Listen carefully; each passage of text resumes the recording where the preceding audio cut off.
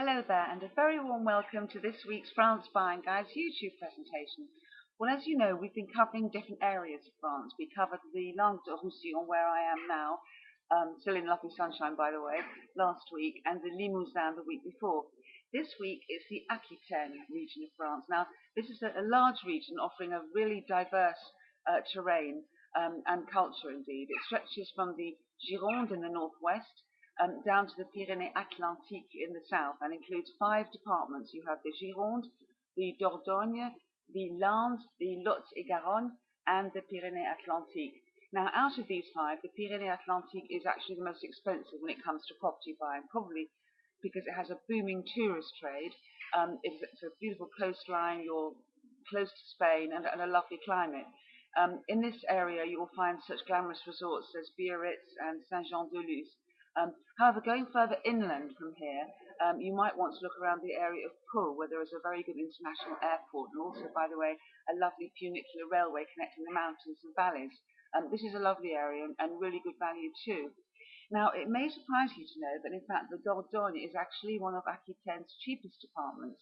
The Dordogne has long been popular with the British, and you can see why, really. It's a beautiful rural department with rolling green hills, rivers, and it's well served by airports both at Bordeaux and Bergerac. The capital, Périgueux, is a beautiful town with little cobbled streets and open squares, and well worth a visit, but also the villages surrounding here might be worth having a look at if you're property hunting. There are some lovely places, for example, such as Saint-Jean-de-Cole and Brantôme. Brantôme is often called the Venice of France. It's a pretty little town, and some of the villages, as I say, surrounding there are lovely. Take a look at Angoulême also.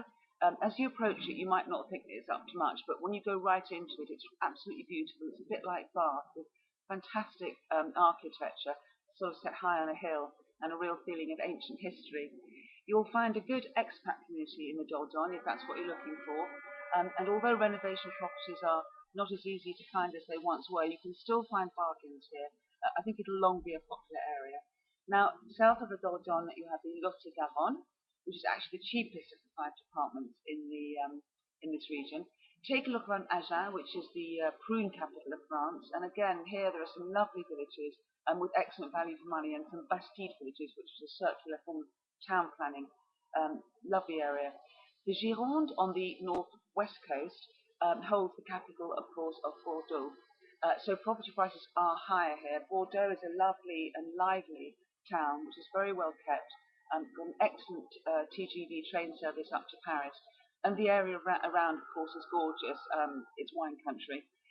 In a nutshell, the whole area holds a lot of attraction for second homeowners. It's well served by airports and by train stations, as I say, diverse landscapes and culture. So, if you're looking for a beautiful ancient village, a stunning town, lovely rivers around you, with a decent expat community thrown in, this could well be the area for you. And did you know that Aquitaine was once English? There was a duchess called Eleanor of Aquitaine who was married to Louis VII. That marriage was annulled. I think it was in something like 1150. And then she married Henry II of England in 1154. So the area was actually an English possession for 300 years. So maybe that's why it appeals to so many of us Brits. Anyway, you'll find an overview of all the areas of France in my France Buying Guide. If there's a particular area that you're interested in, do let me know. I'd be really happy to cover it for you here.